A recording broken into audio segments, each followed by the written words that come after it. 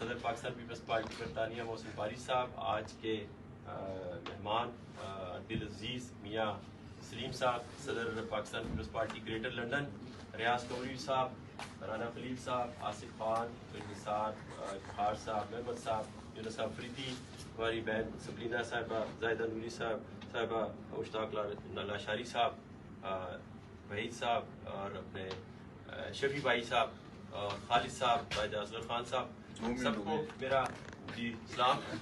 آج دو تین باتیں تو ایسی ہوئی نا جو موجودہ حکومت میں ہوئی، میں ان کو ٹچ نہیں کروں گا۔ لاشاری صاحب ہمیشہ پاکستان پیپلز پارٹی کے چیلنجوں کو ایک بات کہتے ہیں اور یہ میرے حصے میں آتی ہے کہ میں اس چیلنج کو قبول کرتا ہوں۔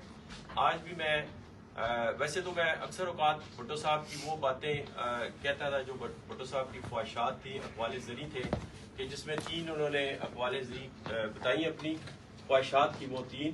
اس کے بعد میں لاشاری صاحب کی بات کو کیری آن کروں گا، اور یہ میں آنر سمجھتا ہوں کہ لاشاری صاحب یہ بات کرتے ہیں اور ہم جالوں کو یہ بات کہنا پڑتی ہے۔ وہ خواہشات بھٹو صاحب کی یہ تھیں کہ بھٹو صاحب افغانستان کے ساتھ حالات ٹھیک کرنا چاہ رہے تھے۔ آج دیکھ لیں کہ وہی حالات ہمیں پنچ کر رہے ہیں۔ پھر دوسری خواہش تھی بھٹو صاحب کی کہ پاکستان آرمی کو وہ مضبوط کیا جائے، وہ کر کے، اور تیسری خواہش تھی ان کی کشمیر کی۔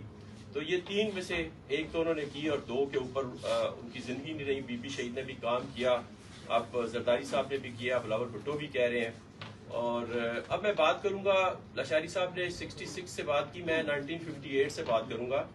اگر آپ متھ آف انڈیپینڈنس پڑھیں بھٹو صاحب کی، تو اس میں انہوں نے پریمبل میں لکھا کہ میں جب مارشل لاء کی حکومت میں 1958 میں داخل ہوا، میں ینگسٹ منسٹر بھی تھا، کامرس کے منسٹر بنے تھے، اور اس وقت حالات ایسے تھے کہ ان کی ایک خواہش بھی تھی۔ اس میں بھی وہ لکھتے ہیں کہ میری خواہش تھی کہ میں وزیر خارجہ بنوں۔ بھٹو صاحب کی اتنی خواہش تھی، ایک ینگ بندے کی ہوتی ہے، کچھ نہ کچھ اپنا ایک ہوتا ہے۔ تو بھٹو صاحب کی خواہش تھی کہ میں وزیر خارجہ بنوں، لیکن انہیں کامرس کا، پھر پیٹرولیم کا وزارتیں انہیں ملتی گئیں۔ وہ مشاہدہ کرتے رہے، انہوں نے کہا کہ میں لمیٹڈ تھا، اپنے اس ڈیکورم میں لمیٹڈ تھا۔ بلکہ 1960 میں جب انہوں نے دورہ کیا رشیا کا، برف پگھلی اور پھر گیس کا معاہدہ بھی کیا، اور آج تک دیکھیں پاکستان اس سے مستفید ہو رہا تھا۔ اس کے بعد جب بھٹو صاحب نے 1960 کے بعد جب جنرل اسمبلی کا دورہ کر کے آئے، اور اس اسمبلی میں کن کن لوگوں نے خطاب کیا تھا، نہرو، سکارنو، قریشیف اور یو نیم اٹ، بڑے بڑے جو اس وقت تھے لیڈر تھے۔ تو بھٹو صاحب تو ایبزارب کرتے ہیں دنیا کی چیزوں کو، اور ینگ تھے، اور آپ یقین کریں کہ اس وقت بھٹو صاحب فارن منسٹری سے بہت دور تھے۔ He was not a foreign minister by then. اور انہوں نے کیا کیا کہ انہوں نے فارن پالیسی اپنی حکومت کو دی، اس وقت کی حکومت کو۔ فارن منسٹر نہیں تھے، اور وہ کہتے ہیں کہ میری ساری باتیں فارن پالیسی میں مانی گئی، اور کہتے ہیں میں اس وقت فارن منسٹر نہیں تھا۔ اور وہ کیوں مانی گئی کہ انہوں نے کہا کہ دیکھیں اس میں آپ چیپٹر بھی پڑھیں نا، زیادہ چیپٹر اس میں امریکہ کی جو ہمارے ساتھ ہاتھ کیا امریکہ نے، اور انڈیا کی ہیجمنی ہمارے اوپر تھوپی، یہ اس کے چیپٹر وائز اگر پڑھیں آپ، تو اس میں یہ بھی لکھا کہ انڈیا امریکہ کے ساتھ ہو گیا۔ اب ہمارے پاس کوئی ایسا ملک نہیں تھا۔ پھر بھٹو صاحب کی کوششوں سے ہم چائنا کے نزدیک ہوئے، اور چائنا کا جو ہمارا تعلق ہے وہ بھٹو صاحب کے مرہون منت ہے آج تک۔ بھٹو صاحب نے کہا کہ پھر 1962 میں محمد علی بوگرا، جو پاکستان کے غالباً تیسرے پرائم منسٹر تھے، بنگالی تھے، چودھری محمد علی ان کا نام تھا، وہ وزیر خارجہ تھے۔ اچھا، وہ ان کی بھی تھوڑی سی ہسٹری بتاؤں کہ وہ پہلے تھرڈ پرائم منسٹر بنے، پھر بعد میں ایمبیسڈر بنتے بنتے پھر وزیر خارجہ بنے۔ حالانکہ پرائم منسٹر بندہ کو بن جائے تو پھر چھوٹا عہدہ نہیں لیتا، تو وہ پھر بعد میں کرتے کرتے پھر ایوب کی حکومت میں وہ بن کے وزیر خارجہ۔ جب وہ فوت ہوئے تو پھر بھٹو صاحب نے کہا کہ اسٹیج سیٹ تھا، کیونکہ میں نے پالیسی بھی دے دی تھی، فارن پالیسی بھی، اور میرا جو ٹیلنٹ جو ہے نا وہ مانا جا رہا تھا۔ بھٹو صاحب کو پھر فارن منسٹر بنا دیا، اور اس وقت پھر بھٹو صاحب کا ایک ٹیلنٹ سامنے آیا، اور پھر جیسے لاشاری صاحب نے کہا ایک ڈکٹیٹر کو بھی چیلنج کیا، کیونکہ انہیں پتا تھا، انہوں نے وہاں پہ پھر باتیں کی تین کہ یہ تین باتیں ہم رکھیں گے تو پاکستان آگے جا سکتا ہے، اور وہ آج وہ ایگزیکٹلی وہی باتیں نظر آ رہی ہیں۔ پہلی بات کیا تھی کہ چائنا کے ساتھ ہم ایک پاور ہے، چائنا کے ساتھ اچھے تعلقات رکھیں۔ دوسرا پوائنٹ تھا کہ یو ایس اے اور رشیا کے ساتھ تعلقات بھی رکھیں اور اس ٹرمز پہ رکھیں کہ وہ ہمارے معاملات میں دخل نہ دیں. بے شک ہم ان سے قرضہ لیں کچھ لیں لیکن لیول اپنا ایک ہی ہونا چاہیے, جو کہ آج نہیں ہے. جو ہم نے کھو دیا بہت عرصے سے چلا آ رہا ہے. ڈکٹیٹرز نے بھی کھویا اور ڈکٹیٹرز نے پھر جمہوری حکومتوں سے بھی یہ چھین لیا اور آج دیکھیں کدھر کھڑے ہیں. تیسرا ان کا جو تھا پوائنٹ اس میں بھٹو صاحب کی خارجہ پالیسی کا پوائنٹ, انہوں نے کہا کہ ہمیں افریقن ایشین اور جو ہے مسلم اور خاص طور پہ مسلم جو تھرڈ ورلڈ کنٹریز ہیں ان کو اسٹرینتھن کرنا ہے. اور اس کے ساتھ ساتھ ہمیں جو سیکنڈ پوائنٹ میں انہوں نے یہ بھی کہا تھا, ذرا پلیز, رشیا اور اس کے ساتھ امریکہ کے ساتھ تعلقات کے ساتھ ساتھ انہوں نے ایسٹرن اور ویسٹرن یورپ جس میں یہ جرمنی, فرانس اور پولینڈ اور گریٹ برٹن یہ سارے ممالک آتے ہیں, ان کے ساتھ بھی ہم نے تعلقات اپنے ٹھیک کرنے ہیں. اچھا یہ ہم کئی دفعہ تقریروں میں کہتے ہیں نا, ہمارے جو کم پڑھے لکھے لوگ ہیں وہ بھی کہتے ہیں ہم بھٹو کے ویژن پہ چلیں گے, حالانکہ انہیں ویژن پتہ نہیں ہوتا. وہ سنتے ہیں نا دوسروں سے, جیسے اب لاشاری صاحب نے کوٹ کی, تھوڑی سی میں کی, پھر میں نے کی, 2-4 اور لوگ اس کو کوٹ کریں گے اپنے اپنے نئے انداز میں. تو یہ ویژن کی جو ہمیں کڑیاں ملتی ہیں کہ بھٹو صاحب نے اس وقت جو باتیں کی تھیں جب صدر بنے, پھر ملک کے سولین چیف مارشل ایڈمنسٹریٹر بھی بنے, تو وہ چیزیں کیسے چلتی گئیں اور کیسے پھر بی بی شہید نے آگے بی بی شہید لے کے آئیں. اور آج ملک کو انہی چیزوں کی ضرورت ہے. کیوں بلاول بھٹو زرداری اپنی جان ہتھیلی پہ رکھ کے اکلوتا بیٹا, جی 2 بہنیں ہیں اور وہ بھی, اور میں نے جب سنم بی بی سے 2 دفعہ انٹرویو کیا, یہ پیپلز پارٹی میں اگر میں نے 40 سال کی سیاست میں کچھ حاصل کیا ہے تو وہ سنم بی بی کا انٹرویو ہے, 1 نہیں 2 بلکہ. اور سنم بی بی سے جب میں نے پوچھا کہ بلاول کیسے لگتے ہیں تو انہوں نے کہا کہ بالکل بھٹو صاحب کی طرح, کہ انہی کی طرح بات کرتا ہے, کیونکہ وہ تو ملتی ہے نا.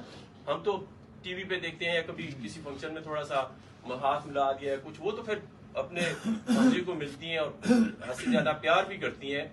تو لیکن وہ یہی ڈرتی ہیں, کہتی ہیں ہمارے ملک میں نا کسی سیاستدان کی وہ قدر نہیں ہے, جان کے دشمن ہو جاتے ہیں, ورنہ بڑا آسان تھا ان کے لیے سیاست میں آنا. اور یہ چیزیں بھی ہیں. دیکھیں آج بھٹو صاحب کی پوری دنیا میں سالگرہ منائی جا رہی ہے. اگر کوئی وہ ایک عام شخصیت ہوتے, مجھے اپنے دادا نانا یہ وہ ان کا نہیں پتا, میں ان کو نہیں دعا درود کر دیتے ہیں, لیکن دیکھیں بھٹو صاحب ابھی ہوتے زندہ تو 94 ایئرز, ایک ریٹائرڈ شخصیت ہوتے, مطلب ہو سکتا ہے عام زندگی میں وہ پہلے ہی فوت ہو گئے ہوتے, لیکن ان کا جو وہ کام تھا, وہ تڑپ تھی پاکستان کے لیے. اچھا یہ کتاب لکھتے ہو, یہ بھی لکھتے ہیں بھٹو صاحب کہ میں کنفیس کرتا ہوں کہ یہ میں نے کتاب جلدی میں لکھی ہے. دیکھیں نا ان کی زندگی نہیں تھی نا, اس ہر کام بڑی جلدی میں کیا, ہر کام صرف 7 سال کے عرصے میں پاکستان کو کہاں لا کھڑا کیا. اور آج وہی, اور وہ ایٹم بم کے بنانے میں اس وقت کہہ رہے تھے بھٹو صاحب 1960 سے وہ بات کر رہے تھے کہ ہمیں یہ اپنے ڈیفنس کو بھی عام لوگوں کو ٹریننگ دینی ہے کہ وہ اسلحے کے ساتھ اتنی. انہوں نے پھر ویتنام کی مثال دی کہ ویتنام کمزور ملک تھا, دیکھیں اس نے امریکہ سے ٹکر لے لی, تو ہمیں لیکن نئے جو ٹیکنالوجی ہے اس کے اوپر ہمیں ڈیٹرنٹ پاور بنانا ہے اپنے ملک کو. اور دیکھیں وہ ایک بھٹو کا ویژن تھا نا, کسی اور مجھے بتائیں کسی اور ڈکٹیٹر نے یا کسی اور نے کوئی کوٹ کر کے تو بتا دیں کبھی. اور وہ ایک ینگ منسٹر اور ابھی وزیر خارجہ بھی نہیں, اور وہ پاکستان کو 40 سال 50 سال کی اور بلکہ فار ایور کی وہ ایک طاقت دینے کے لیے اکنامیکلی بھی, کہ ہمیں پہلے اکنامیکلی ٹھیک ہونا ہے. اکنامک کی بات کرتے کرتے مضبوط ہوتے ہوتے وہ کہتے ہیں نہیں ہمیں بارڈرز اس سے بھی زیادہ ہمیں ضرورت ہے, ورنہ انڈیا بالکل فنش کر دے گا, ہمارے معاملات کو کسی کرپل ڈاؤن کر دے گا, وہ ہمیں ہر سطح پہ کرپل ڈاؤن کر دے گا. تو میں صرف لاشاری صاحب کی اسی بات کی وجہ سے اپنے شہید بابا کو خراج تحسین پیش کرنے کے لیے ان کی ان باتوں کو میں نے اس لیے کوٹ کیا ہے کہ یہ کچھ یوتھ ہے, ہمارے یوتھ کے پریزیڈنٹ آصف علی خان صاحب ہیں اور وحید صاحب بھی یوتھ میں رہے ہیں. تو جو میرا میسج کہیں بھی جا رہا ہوگا, میرا ہمیشہ یہ ہوتا ہے کہ یوتھ کو اٹریکٹ کریں, اور یہ بالکل ٹھیک کہہ رہے ہیں لاشاری صاحب کہ یوتھ کی وجہ سے ہی, اور بھٹو صاحب بھی کہتے تھے کہ میرا اگر کوئی احساس ہے نا جو میں نے کچھ کمایا ہے تو وہ یوتھ میرے ساتھ تھی. یہ ان کی آخری تقریر میں بھی دیکھ لیں.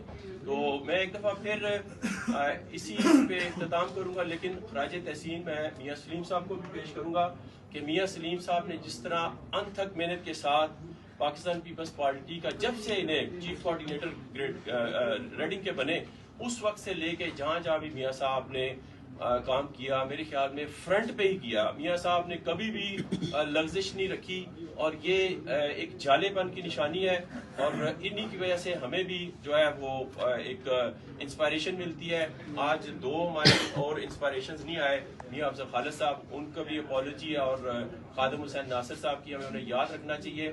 آخری بات ایک ڈسپلن کی بات کروں گا، ریاض قمری صاحب نے کی، وہ میں سمجھ گیا ہوں کہ ویسٹ لنڈن کے صدر سٹیج پہ بیٹھے تھے. یہ ڈسپلن کی پارٹی پروٹوکول کی بات ہے. بی پی شہید اس پہ بڑی سختی سے عمل کراتی تھی.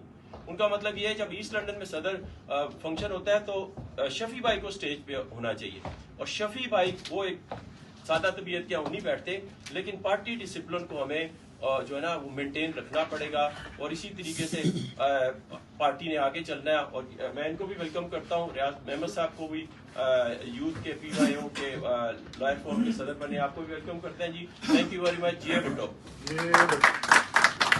بہت شکریہ. یہ تھے ابراہیم میر صاحب.